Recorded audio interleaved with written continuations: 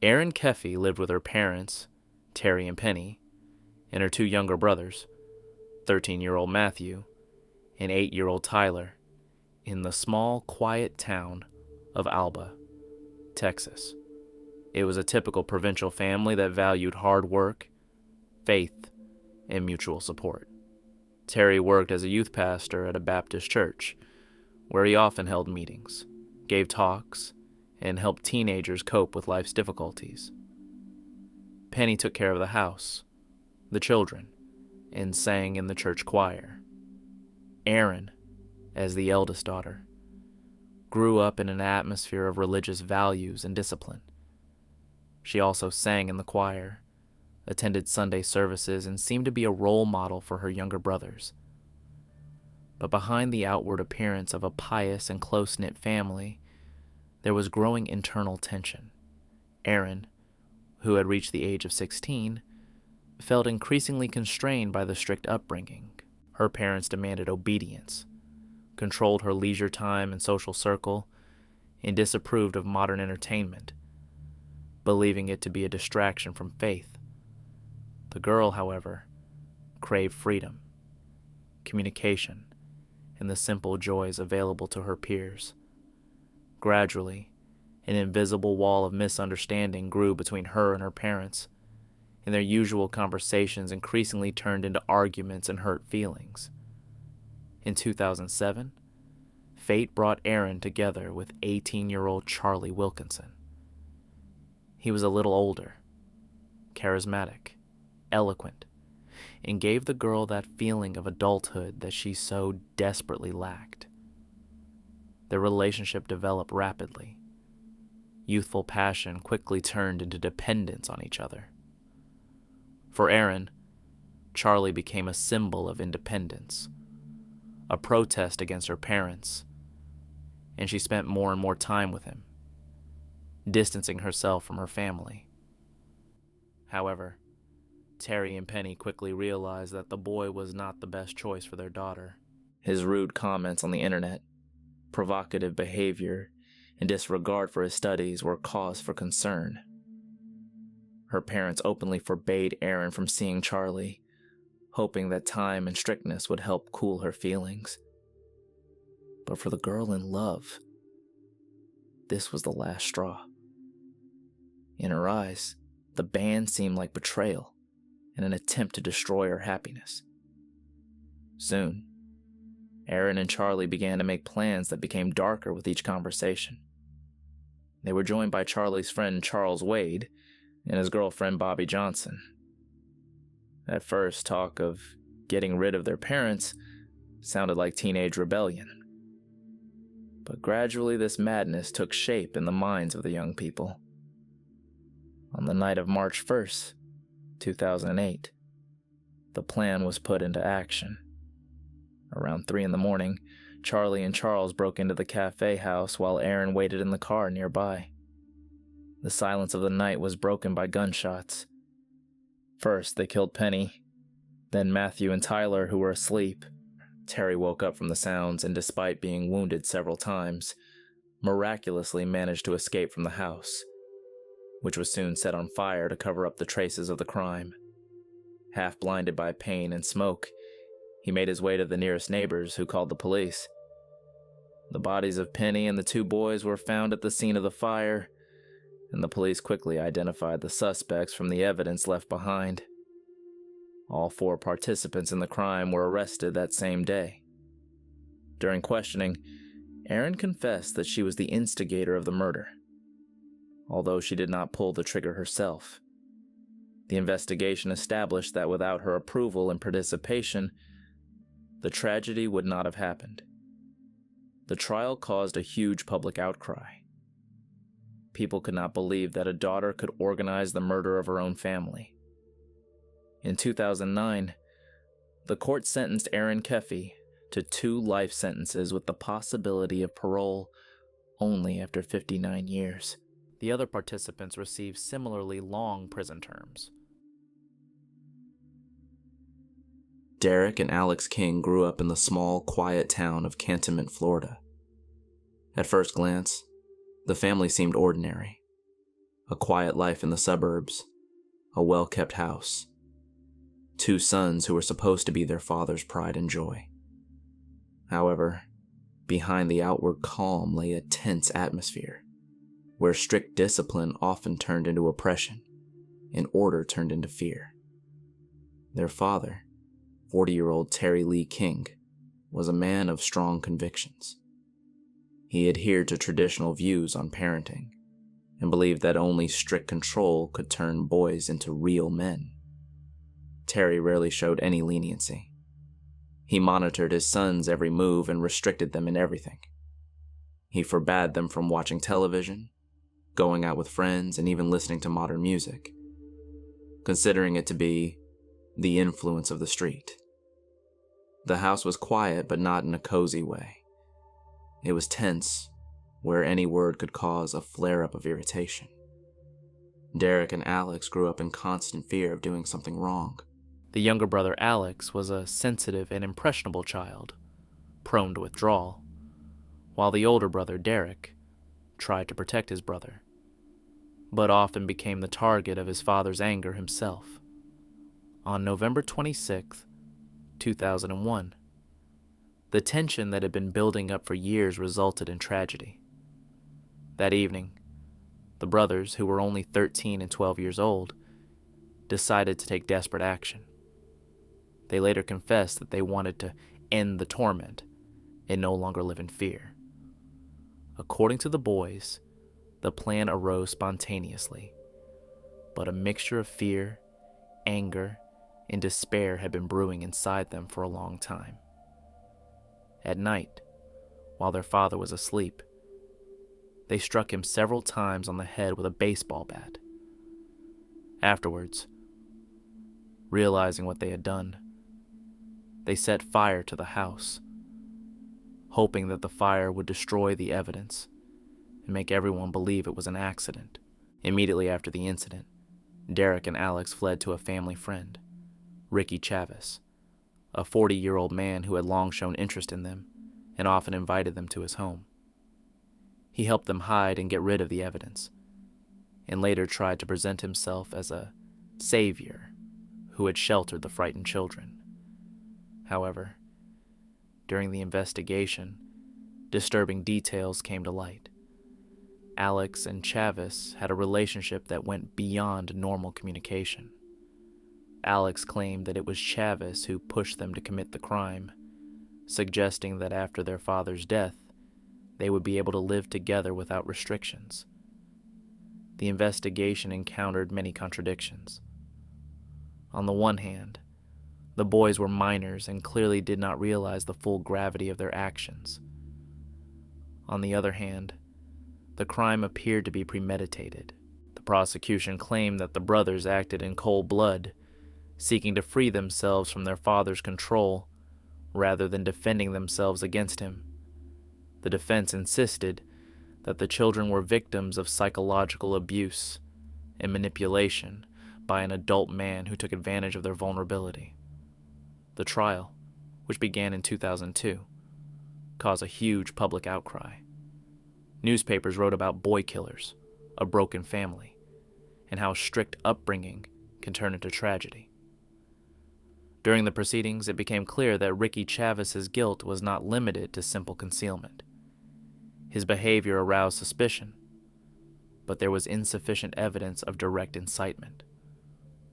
As a result, Chavez was acquitted on 1 count, but found guilty of aiding and abetting and concealing a crime.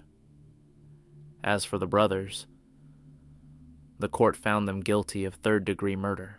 Despite their age, the judges believed that the boys understood that they were committing a crime, even if they did not realize all of its consequences.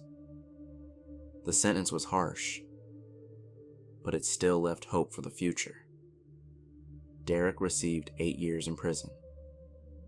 Alex 7.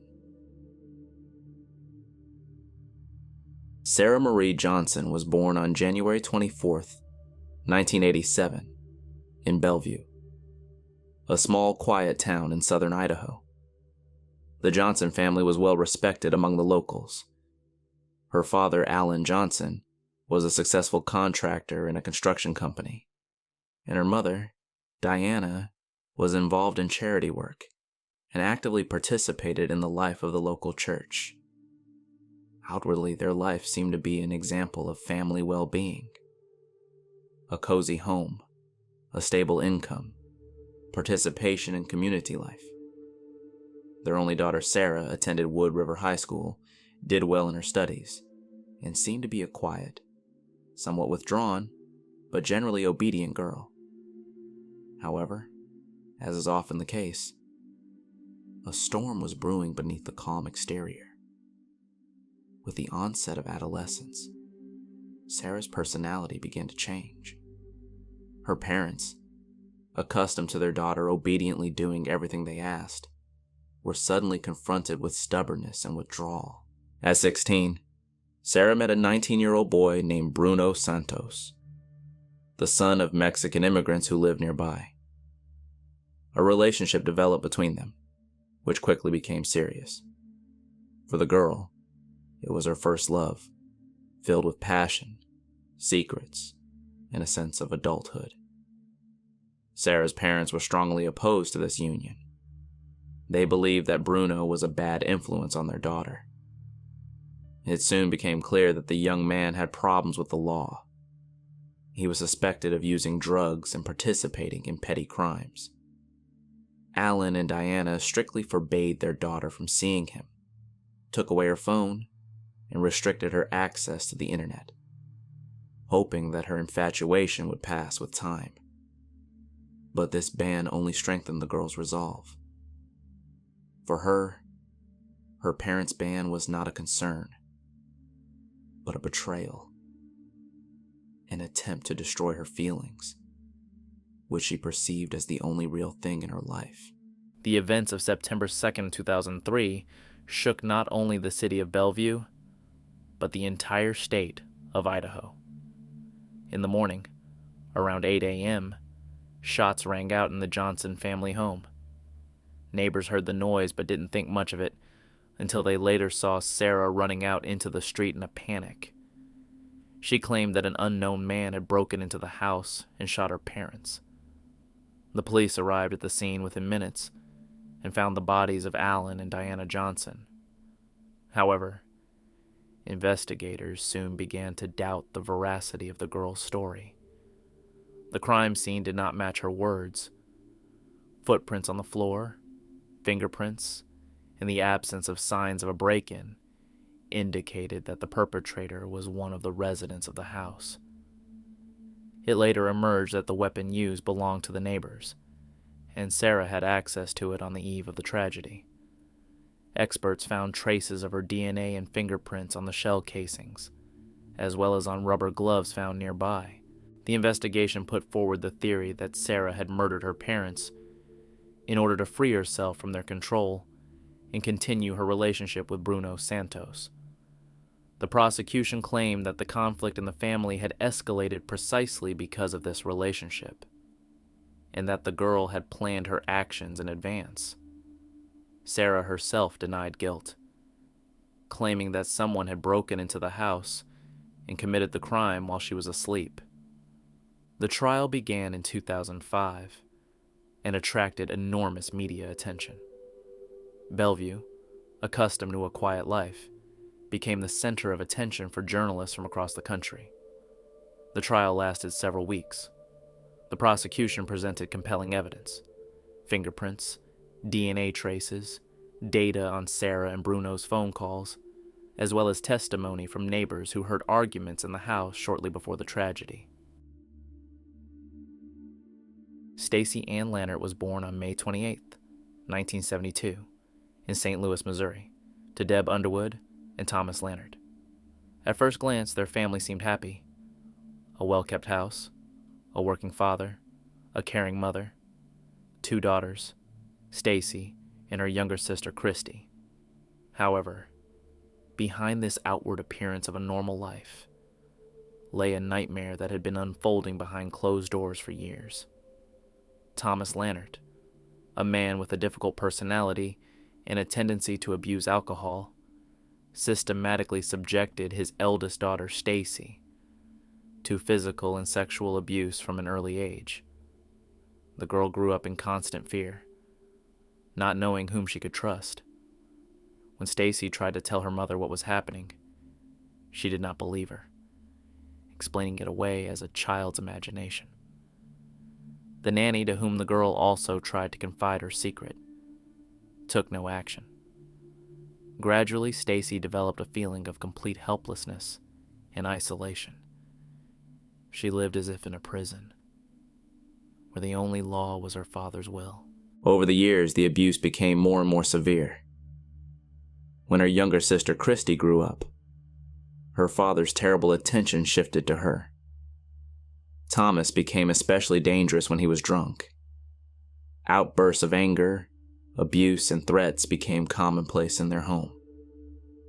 By the age of 18, Stacy was on the verge of a nervous breakdown. She felt she could no longer endure it. At one point, she managed to leave for Guam to live with her mother, hoping to start a new life away from fear. But when she found out that Christy had stayed with her father and was now going through the same thing she had once gone through, Stacy couldn't take it anymore. Her feelings of guilt and responsibility for her sister proved stronger than her desire to escape. The girl decided to return home to Missouri despite the danger. On the night of July 4th, 1990, a tragedy occurred that changed everything. Returning late, Stacy entered the house where her father was sleeping in his bedroom. One question echoed in her head. If not me, then who will protect Christy? She had lived in fear for too many years, and now that fear had turned into desperate determination. The girl took a gun and, acting on a sudden impulse, shot her sleeping father. Thomas died instantly. After what happened, Stacy sought advice from an acquaintance who helped her get rid of the gun, and in the morning she called the police. At first, the girl tried to pass it off as an accident and claimed that she had found her father dead. But soon, unable to withstand the interrogation and internal tension, she confessed everything and told about the years of abuse she and her sister had been subjected to. The investigation revealed the horrific details of the Lannert family's life. However, despite these confessions, the prosecution insisted that the murder was not related to self-defense. The prosecution claimed that Stacy acted out of personal motives, allegedly out of a desire to free herself from her father's control and gain her freedom. The defense insisted that the girl acted in a state of extreme emotional distress as a result of years of abuse, and that her actions were a desperate attempt to protect herself and her sister from further suffering. The court refused to consider the abuse as a mitigating circumstance. The self-defense argument was rejected because Thomas was asleep at the time of the shooting, and in the court's opinion, did not pose an immediate threat. The jury, without hearing the full picture of the abuse, considered Stacy's actions to be cold-blooded murder. In 1992, she was found guilty of first-degree murder and sentenced to life in prison without the possibility of parole. Her sister Christy, accused of being an accomplice, received a 5-year sentence and was released after 2.5 years. Colin Jeffrey Haney, a 16-year-old teenager from the small town of Grantsville, Utah, became the central figure in one of the most shocking tragedies in the United States in recent years. The story, which took place in January 2020, shocked not only the local community, but the entire country. A quiet, seemingly well-adjusted boy took the lives of 4 members of his family and seriously injured his own father. Grantsville is a small, almost rural town with a population of about 12,000. High-profile crimes are rare here. Most residents knew each other. Doors were often left unlocked, and teenagers were raised in the spirit of traditional family values. That is why the news of what had happened seemed impossible. The Heaney family was well respected. They attended the local church, were active in the community, and were described by their neighbors as quiet, kind people. Colin, the middle child, never got into trouble and never caused concern for his teachers. However, as is often the case, behind the facade of outward well-being lay an inner struggle. According to the investigation and subsequent court documents, Colin had shown signs of emotional difficulties for several years: withdrawal, detachment, and episodes of depression. He rarely shared his feelings and spent more and more time alone, becoming obsessed with video games and weapons. His family tried to support him but did not take the warning signs seriously. January 17th, 2020, was a fateful day. In the evening, a tragedy occurred in the Heaney home that changed the fate of the entire family. The investigation established that Colin took his father's gun and fired a series of shots at his relatives. The victims were his mother, 52-year-old Connie Haney, his sister Alexis, his brother Matthew, and his younger sister Millie, all of whom died on the spot. His father, Josh Heaney, was wounded, but managed to survive and call for help. It was his testimony that allowed law enforcement to quickly determine that Colin himself was the shooter. The police arrived at the scene within minutes. The officers were met with a horrific scene: a house filled with smoke, chaos, and the sound of alarms. The teenager did not resist arrest. According to the police, he looked shocked and confused, but did not show any aggression. He later admitted that he had acted alone. The motives for his actions remained unclear. Neither his diaries nor his correspondence contained any direct signs of preparation or hatred towards his family.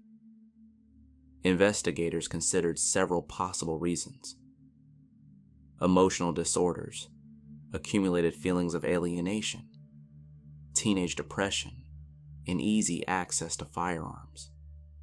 Psychiatrists invited to assess the teenager's condition noted that he suffered from severe internal tension and was probably not fully aware of the consequences of his actions. The Grantsville community was shocked. A memorial service was held at the local church, attended by hundreds of people. Pastors and neighbors spoke not only of the pain of loss, but also of the need to discuss the mental health issues of teenagers, which are often ignored until something irreparable happens. Notes of support for the surviving father and expressions of grief appeared on the facade of the school where Colin studied. Law enforcement authorities opened a criminal case, and Colin Hain was soon charged with 4 counts of aggravated murder, 1 count of attempted murder, and violation of firearm regulations. Because of his age, the question of punishment was particularly difficult. Utah state law did not allow the death penalty or life imprisonment without the possibility of parole for minors. Prosecutors insisted on the maximum punishment under the law, pointing to the premeditated nature of the actions. The defense, on the other hand, focused on the teenager's mental state and the need for treatment, not just punishment. Michael Beaver, a 16-year-old teenager, and his 18-year-old brother Robert lived with their parents, David and April Beaver, and 4 younger brothers and sisters in the quiet suburb of Broken Arrow, Oklahoma. From the outside, the family's home looked normal. A well-kept lawn, a neat facade, closed curtains. But behind these walls lay a life isolated from the outside world. The Beavers had little contact with their neighbors. The children were homeschooled, and they rarely went outside. The parents adhered to strict rules, trying to shield their children from what they considered to be the corrupting influence of society. Outwardly, their life might have seemed an example of discipline and unity, but the atmosphere in the house was far from harmonious. All the neighbors remembered how withdrawn the family was. The children seemed to avoid contact, and if anyone saw them on the street, they were always together, silent, wary, as if afraid of outside scrutiny, Over time, this isolation became fertile ground for dark thoughts. Robert, the older of the brothers, became increasingly interested in topics related to violence and mass murder. He collected articles about crimes, read books about serial killers, and spent hours discussing with Michael the idea of his own mission, which, in his words, was to leave a mark on history. Michael, the younger and more impressionable of the two, was strongly influenced by his brother. Their bond was close, almost insular. Together they began to develop a plan inspired by the tragedy at Columbine High School. Robert believed that their isolated life was a prison, and the only way to break out was to carry out an act of destruction that would attract the attention of the whole world. Gradually, the plan evolved from fantasies and conversations into a carefully thought out operation.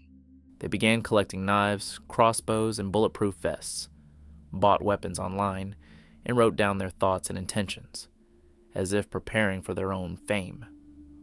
On the night of July 22nd, 2015, they put their plan into action. It was around 11 p.m. when the first screams rang out in the Bever family home. It all started suddenly. Robert and Michael armed themselves with knives and attacked their parents, then their younger brothers and sisters. The attack was brutal and chaotic. Their father David, mother April, and 3 children, Daniel, Christopher, and Victoria, were killed. Another sister, 13-year-old Crystal, was seriously injured but managed to escape from the house and reach the neighbors. Her call to 911 saved her life and became a key moment in the investigation. The youngest, 2-year-old Autumn, miraculously remained unharmed. Her brothers simply did not have time to get to her. The police arrived at the scene a few minutes later. By that time, the house was covered in blood and shrouded in silence. Officers armed with flashlights found Crystal, who had survived, in one of the rooms and carried her outside. Soon, Michael and Robert were apprehended not far from the house, hiding in a wooded area. Blood-stained knives and bulletproof vests were found on them. Later, during a search, investigators found detailed plans for the attack on the brothers' computer and in their notes. They were not going to limit themselves to their family. After murdering their relatives, they planned to go out into the streets and carry out a mass attack, hoping to repeat and surpass Columbine in scale. Their notes even mentioned the cities they wanted to travel to in order to continue their mission. During questioning, Robert behaved calmly, almost coldly. He admitted his guilt and told investigators that he had long dreamed of a great event that would make him famous. Michael looked confused and frightened, but did not deny his involvement. According to him, he was afraid of his older brother and did not know how to stop what had started. Investigators noted that even after their arrest, the young men did not express any real remorse. Zachary Everett Davis was born and raised in Sumner County, Tennessee, in a quiet suburb where life was usually uneventful and peaceful. His family, consisting of his father Chris, mother Melanie, and older brother Joshua, was considered respectable and exemplary. Those around them described his parents as caring and hardworking, paying a lot of attention to raising their sons. Everything changed when Zachary was 11. His father suddenly died of an illness. This was a heavy blow for the boy, from which he was never able to recover. After his father's death, Zachary's personality changed noticeably. He became withdrawn and silent, stopped communicating with his friends, and spent more and more time alone. His teachers remembered him as a quiet student who rarely looked people in the eye and often seemed tired or distracted. His mother, Melanie, tried to support her son and turned to doctors, hoping that specialists would help him cope with his depression. The doctors prescribed medication and psychological counseling, but there was no improvement. Anxiety and despair began to grow in the family. Despite his mother's efforts, Zachary's condition became increasingly alarming. He withdrew into himself, shut himself off from the outside world, and talked about death more and more often. Later, investigators would determine that the teenager was fascinated by dark video games, read about serial killers, and wrote thoughts of revenge and destruction in his diary. It seemed that a dark world had developed inside him, one that no one could penetrate, not even his mother, who tried to reach him until the very end. On the evening of August 10th, 2012, this inner darkness came out. In the house where the three lived, Melanie, Zachary, and his older brother Joshua, everything seemed normal. The mother wished her sons good night and went to bed. But for Zachary, it was a night he had been preparing for in advance. According to the case file, he planned the attack in advance. He hid a hammer, gathered matches and gasoline, and carefully thought out the sequence of actions. Late at night, when his mother was already asleep, he quietly entered her room. A few blows with the hammer, and it was all over. After that, Zachary tried to set the house on fire to destroy the evidence of the crime. The flames quickly spread through the bedroom. His brother Joshua woke up from the smell of smoke and saw that part of the house was on fire.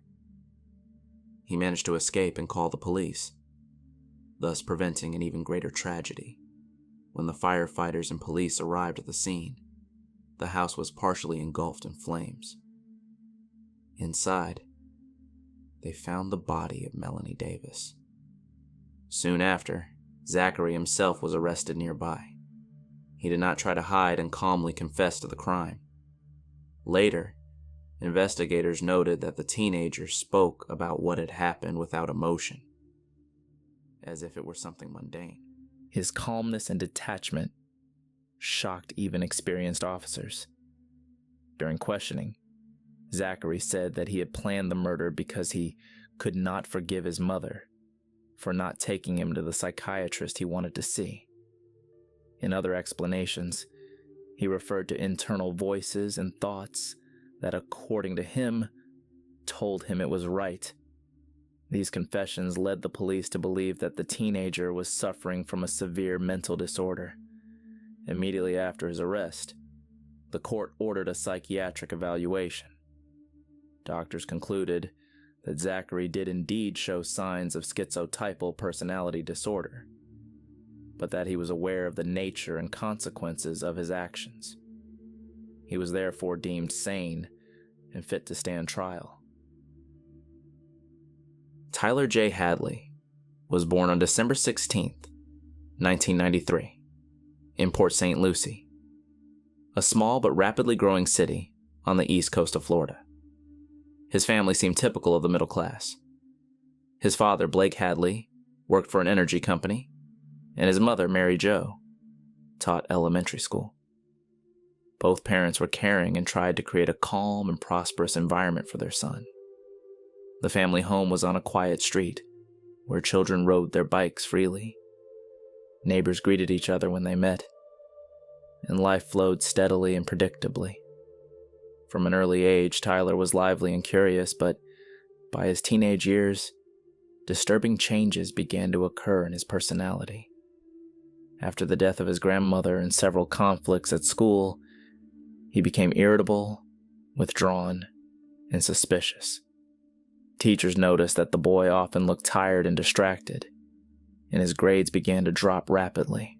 In addition, Tyler fell under the influence of a group of older teenagers, where he tried alcohol and drugs for the first time. His parents noticed the changes and tried to intervene. They took their son to a psychologist, talked to him, and limited his pocket money and internet access.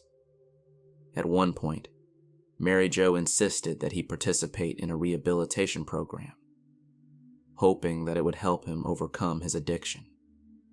Tyler perceived all this as a betrayal. According to his friends, he increasingly said that his parents were controlling his life and preventing him from being himself. At the time, these phrases sounded like teenage rebellion, but it soon became clear that something much darker was behind them. By the summer of 2011, the tension in the house had reached a breaking point. Tyler began avoiding his parents, locking himself in his room, spending hours on the computer, and writing to his friends on social media about the parties he wanted to throw. In one message, he mentioned that no one could stop him, not even his parents. No one took it seriously. July 16, 2011, was the day when the hidden tension turned into a disaster. In the morning, Tyler told several acquaintances that he was going to throw a party that evening, but most thought it was a joke. His parents were at home, and such an event seemed impossible. However, in the evening, he wrote again, "The party is happening." According to the investigation, around 5 p.m., his parents returned home after visiting neighbors. A short time later, Tyler went upstairs to the laundry room and attacked them. He used a hammer he had hidden beforehand. After the attack, he tried to cover up the crime by hiding the bodies in the bedroom, closing the door, and carefully cleaning up the blood as best he could. A few hours later, a party began in the house. Tyler turned on the music, got out the alcohol, and opened the doors to the guests. Gradually, about 60 people gathered in the house. Teenagers, acquaintances from school and neighboring areas. No one suspected that behind the closed door upstairs lay the bodies of his parents. According to eyewitnesses, Tyler looked nervous but tried to remain calm. He repeated several times that his parents had gone away, and despite the noise, did not allow anyone to enter the bedrooms. Later, closer to midnight, he took his close friend Michael Mandel aside and confessed to him what he had done. At first, Michael didn't believe him, but Tyler insisted, took him into the room, and showed him the evidence. Bloodstains in the door leading to his parents' bedroom. Stunned, Michael left the party and immediately reported it to the police. When the police arrived at the house on the morning of July 17th, the party was over, but there were still a few people inside. Tyler was calm, even indifferent.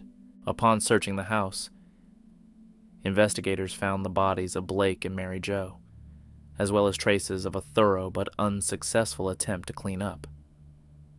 The teenager was immediately arrested. Colin Jeffrey Haney, a 16-year-old teenager from the small town of Grantsville, Utah, became the central figure in one of the most shocking tragedies in the United States in recent years. The story, which took place in January 2020, shocked not only the local community, but the entire country. A quiet, seemingly well-adjusted boy took the lives of 4 members of his family and seriously injured his own father. Grantsville is a small, almost rural town with a population of about 12,000. High-profile crimes are rare here. Most residents knew each other.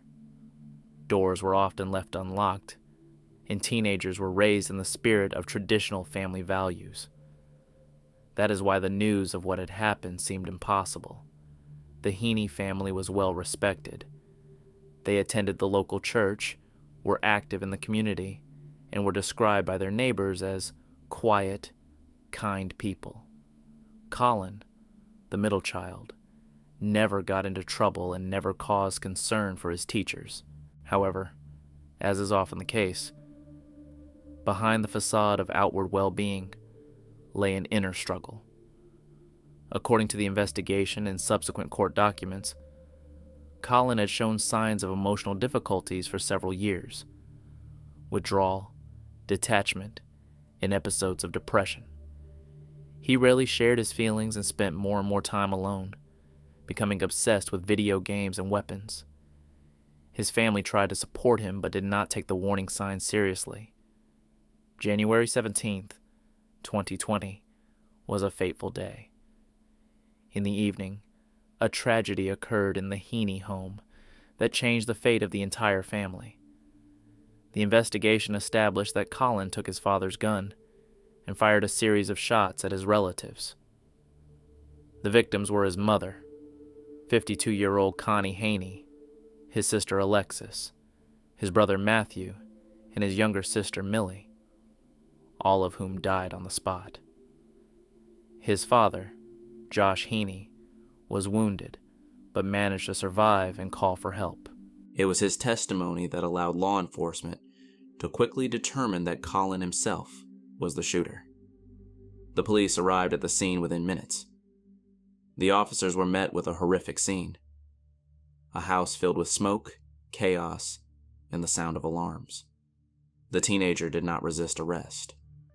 According to the police, he looked shocked and confused, but did not show any aggression. He later admitted that he had acted alone. The motives for his actions remained unclear. Neither his diaries nor his correspondence contained any direct signs of preparation or hatred towards his family. Investigators considered several possible reasons: emotional disorders, accumulated feelings of alienation, teenage depression, and easy access to firearms. Psychiatrists invited to assess the teenager's condition noted that he suffered from severe internal tension and was probably not fully aware of the consequences of his actions. The Grantsville community was shocked. A memorial service was held at the local church, attended by hundreds of people. Pastors and neighbors spoke not only of the pain of loss, but also of the need to discuss the mental health issues of teenagers, which are often ignored until something irreparable happens. Notes of support for the surviving father and expressions of grief appeared on the facade of the school where Colin studied. Law enforcement authorities opened a criminal case, and Colin Hain was soon charged with 4 counts of aggravated murder, 1 count of attempted murder, and violation of firearm regulations. Because of his age, the question of punishment was particularly difficult. Utah state law did not allow the death penalty or life imprisonment without the possibility of parole for minors. Prosecutors insisted on the maximum punishment under the law, pointing to the premeditated nature of the actions. The defense, on the other hand, focused on the teenager's mental state and the need for treatment, not just punishment. Jake Evans, a 17-year-old teenager from Parker County, Texas, lived with his mother Jamie and younger sister Mallory in a neat single-story house in a quiet suburban neighborhood. Their family was considered a model of prosperity. His mother, an energetic and respected woman, worked as a teacher and assistant principal at a local school. His sister Mallory was kind, sociable, and a good student. And Jake himself was a quiet, polite, and sensible young man. Neighbors saw him as a withdrawn, but well-mannered teenager who never caused any trouble and always seemed a little out of this world. No one could have imagined that behind his calm exterior lay a growing inner alienation that would lead to tragedy. The Evans' life went on as usual. After her parents' divorce, Jamie devoted herself entirely to her children, trying to create a stable and safe environment for them. Jake was homeschooled, which only increased his isolation from his peers. He spent a lot of time alone, listening to music, watching movies, and thinking. There was no overt aggression in his behavior. Rather, there was a sense of indifference. as if he were gradually losing touch with the world around him.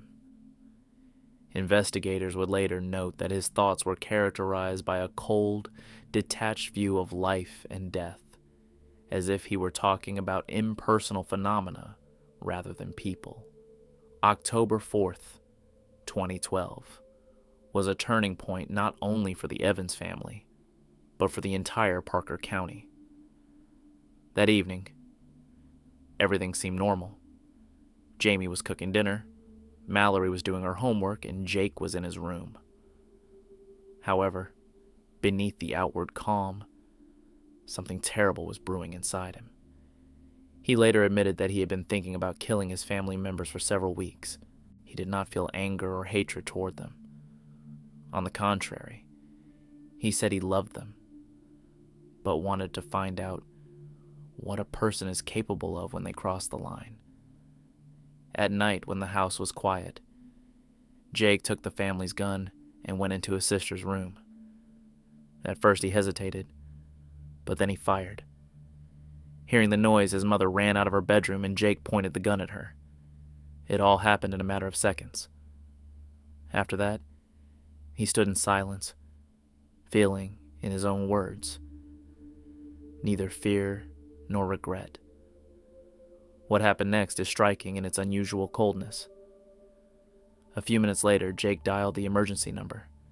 His call lasted almost 20 minutes, a rare case where the killer not only confessed, but also calmly discussed what he had done. In the recording of the conversation, you can hear the operator trying to clarify the details, and Jake responding in an even voice, without panic or hesitation. He says that he committed the murder, that his mother and sister are dead, and that now he'll probably have to pay for it. He doesn't look for excuses or show aggression, but sometimes pauses, as if trying to comprehend the reality of his words. When the police arrived at the scene, Jake met them at the door. He did not resist and immediately confessed to what had happened. His father, who was away on business at the time, survived and later said that phone call was the worst moment of his life. The investigators working on the case were struck by his calmness. Unlike most juvenile offenders, Jake showed no fear or remorse. He said he had been thinking about this act for a long time and was inspired by movies in which killers acted without emotion. According to him, he wanted to experience this state and see what would happen next. Psychiatrists involved in the trial diagnosed him with signs of a serious mental disorder, combining depression, detachment, and lack of empathy. However, experts concluded that at the time of the crime, he was aware of the nature and consequences of his actions and was therefore sane. The prosecution charged Jake with 2 counts of intentional homicide. The adult justice system in Texas provides for the death penalty for such crimes. But because Jake was a minor, this type of punishment was ruled out. Jasmine Richardson was born on October 21st, 1993, and grew up in Medicine Hat, Alberta, Canada. The Richardsons were considered a model family. Her father, Mark, worked as an engineer.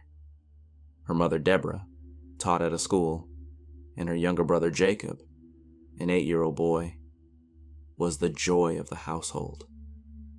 At first glance, their life was no different from thousands of other families. A cozy home, weekends together, traditional family dinners. Her parents tried to raise their children with love and respect, supported Jasmine in her studies, and encouraged her interest in art and sports. But when the girl turned 12, noticeable changes began to occur in her character. Like many teenagers, Jasmine craved independence, but her rebellion took on increasingly dark characteristics. She became fascinated with Gothic culture, began wearing dark clothes and bright makeup. and frequently visited internet forums where teenagers with similar interests communicated. There she felt understood, found people who shared her views, and drifted further and further away from her usual circle of friends. In early 2006, Jasmine met Jeremy Steinke, a 23-year-old man who was described as eccentric and unstable. He lived on the outskirts of town, often used drugs and alcohol, called himself a vampire, and claimed to be hundreds of years old. His biography was full of problems: a difficult childhood, depression, conflicts with the law. Despite the age difference, a strange connection developed between them. A mixture of teenage admiration, emotional dependence, and rebellious romance. When her parents found out about the relationship, they were horrified. They forbade Jasmine from seeing Jeremy, restricted her access to the internet, and tried to bring their daughter back to a normal life. However, as is often the case with teenage conflicts, the ban only strengthened her attachment. For Jasmine, this ban became a symbol of misunderstanding and injustice. In her eyes, her parents were no longer protectors, but enemies, standing between her and true love. In the spring of 2006, her communication with Jeremy entered a dangerous phase. In correspondence later found by investigators, they discussed plans to run away, life away from the city, and even ideas of an eternal union. Gradually, these fantasies began to darken. Phrases about ways to get rid of obstacles appeared in the messages. Many of the entries were imbued with teenage maximalism, but between the lines, a readiness for action was already palpable. On the night of April 23rd, 2006, all this culminated in tragedy. Silence reigned in the Richardson family home. According to the investigation, Jasmine let Jeremy in through the window, and together they carried out their plan. The first victim was Mark Richardson, then Deborah, who tried to protect the children. Younger brother Jacob was found in his room, the last page of this horrific night. After the incident, Jasmine and Jeremy left Medicine Hat. They spent the night at a party with friends in a neighboring town, behaving calmly, joking, and acting as if nothing had happened. One of the witnesses later said that Jeremy even bragged about what he did for love. In the morning, the couple moved on, but within 24 hours, police arrested them in the town of Leduc, Saskatchewan. The investigation began immediately after the bodies were discovered. It was a shock to the small town of Medicine Hat. Newspapers wrote about the unimaginable crime and the innocent appearance of the girl who hid darkness within. Investigators soon found electronic correspondence between Jasmine and Jeremy, which revealed the whole picture. It discussed the details of the crime, as well as the idea of a new life after the death of the family. Jeffrey Franklin grew up in a quiet suburb of South Huntsville, Alabama, where life was measured and predictable. The neighborhood, surrounded by greenery, was considered one of the safest in the city. Everyone knew their neighbors by name, and doors were often left unlocked. The Franklin family was one of those who enjoyed the respect and trust of those around them.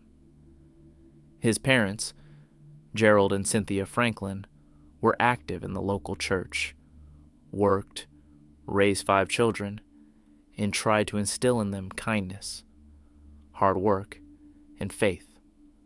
Their eldest son, Jeffrey, born in the early 1980s, seemed to be a withdrawn but intelligent boy from childhood.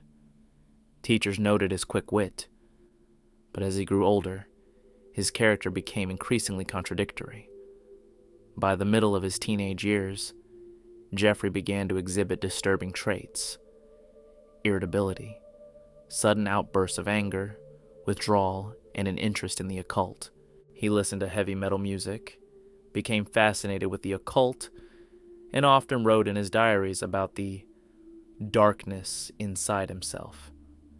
His parents tried to control the situation, talked to him, restricted his access to dangerous materials, and hoped that this was just a normal teenage crisis. However, the problems gradually worsened.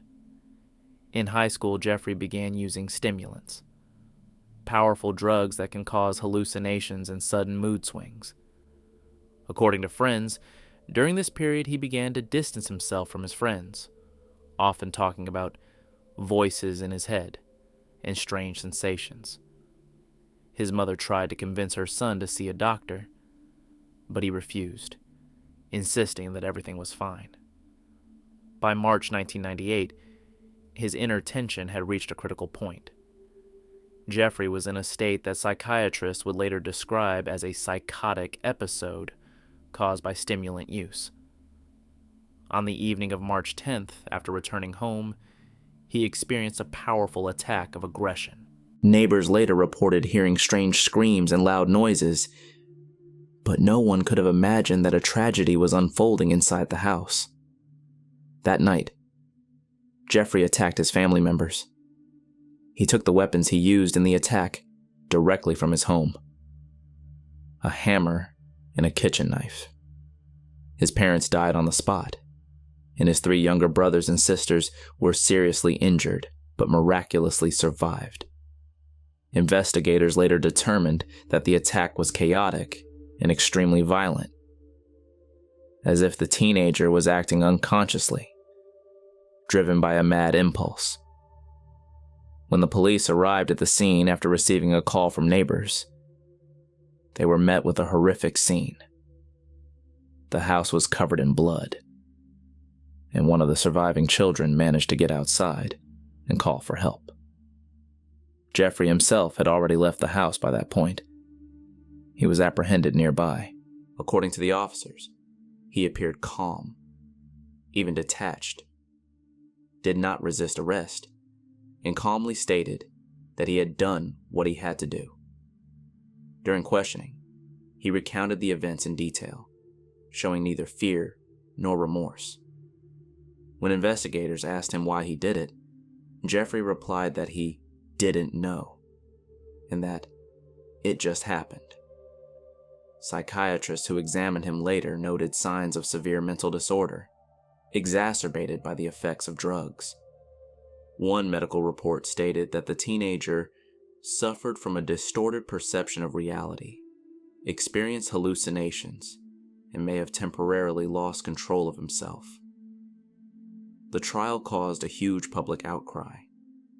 The press wrote about a family tragedy that shook Alabama, and the residents of Huntsville brought flowers to the Franklins' home, unable to believe that such a thing could have happened in their quiet neighborhood. Prosecutors argued that, despite the teenager's condition, the crime was a deliberate act of violence. The defense insisted that Jeffrey needed treatment, not prison time. Nehemiah Griego was born and raised in South Valley, south of Albuquerque, New Mexico. His family was well known throughout the community. The Griego home was always associated with warmth, prayer, and hospitality. His father, Greg Griego, was a respected pastor at Calvary Church, served as a chaplain for the fire department, and often helped people going through difficult times. His mother, Sarah, was also actively involved in church ministry and raised 10 children, whom the couple considered the greatest blessing in their lives. To many of their acquaintances, they were the model of an ideal Christian family. Discipline, faith, and love were the foundation of their life. But behind this outward harmony, as it later turned out, lay deep internal contradictions. Nehemiah, who was 15 at the time of the tragedy, was the 4th child in the family. From an early age, he was withdrawn and prone to reflection. He played the guitar and helped out at church, but often seemed detached. Teachers described him as a quiet, polite, but emotionally distant teenager. After the death of a close friend several years before the tragedy, he became even more withdrawn, and his interest in weapons and military topics caused concern among some of his acquaintances. However, his family, busy with everyday worries and numerous children, did not attach much importance to this. By January 2013, Nehemiah's condition had deteriorated. In his mind, as he later admitted, two worlds were at war: the world of religious beliefs in which he was raised, and a growing sense of emptiness and anger. He began to keep a diary, where he wrote about his fears and that God had abandoned him. On the night of January 19th, 2013, this internal struggle ended in disaster. According to the investigation, Nehemiah took his father's rifle and pistol. First, he went to his mother's room, where Sarah was putting the younger children to bed. Several shots rang out, followed by silence. Then he went to his brothers' and sisters' rooms. Two of them were very young, 4 and 9 years old. He acted quickly and almost silently. Later, during questioning, he would say that he felt nothing, and that everything happened like in a dream. In the morning, when his father returned home after his night shift, Nehemiah was waiting for him at the door. He shot him too. After that, the teenager took a shower, got dressed, gathered his belongings, camera and weapons, then got in his car and drove to the Golgotha church, where his father served. There, he told his friends that his family had died in an accident, allegedly from shots fired by intruders. But his story raised doubts. He sounded too restrained and detached. One of the parishioners, sensing something was wrong, called the police. When officers arrived at Griego's home, they found the bodies of all 6 family members. The scene of the crime shocked even experienced investigators. Nehemiah was arrested the same day. During questioning, he did not resist, spoke calmly, and described his actions in detail. He confessed that he had planned the attack in advance and had even considered the possibility of suicide by police. He wanted to engage in a shootout with law enforcement after the murder in order to die on the spot. There were no attempts to justify himself in his confession. He said that he felt lost and wanted it all to end. Psychiatrists who examined Griego noted signs of severe depression and emotional alienation. However, experts concluded that he was aware of the nature of his actions and could therefore be held accountable. The investigation established that he had been planning the crime for several months, experiencing an internal conflict between feelings of guilt and the desire to end his own suffering.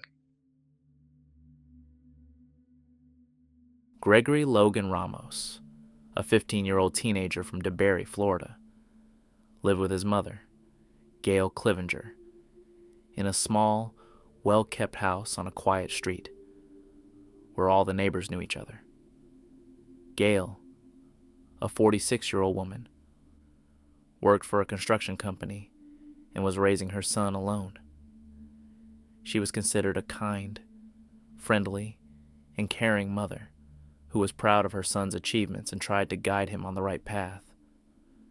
No one in the neighborhood could have imagined that their peaceful family life would end in a tragedy that would shock not only the city, but the entire country.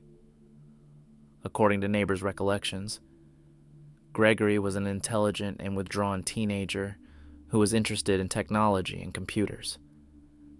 He was a good student, although he had recently become irritable and often argued with his mother about school and discipline.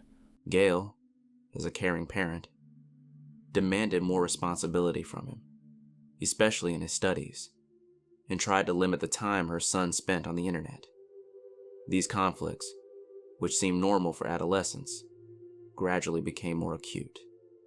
Late in the evening of November 1st, 2018, another argument broke out between them. According to the investigation, the cause was a dispute over a bad grade Gregory had received. At some point, the situation got out of control. The young man attacked his mother and strangled her. He later confessed that he realized what had happened almost immediately, but could not accept the reality of his actions.